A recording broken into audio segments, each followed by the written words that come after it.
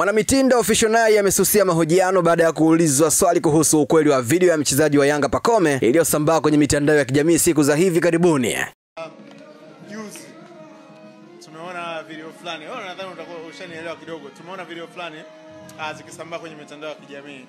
Zile video zilikuwa zinamhusisha mchezaji wa Yanga ambaye sitopenda kumtaja jina. Sawa, baada ya zile video kuwa zimelink. Na sawa unaenda wapi? Baada ya zile video zilimhusisha usipepese Kendrick. Alikuwa mdogo wake yuko live TikTok na akaonekana anapika, then baada ya hapo akaonekana bwana Pacome. Kidogo labda utuelezee kuhusiana na ile scenario ya video.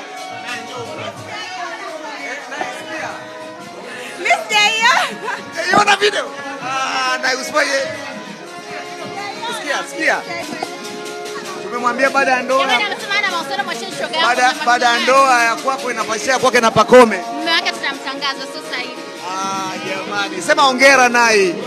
Umeweza. Mwacheni shoga yangu. Umeweza. Mwacheni shoga yangu jamani.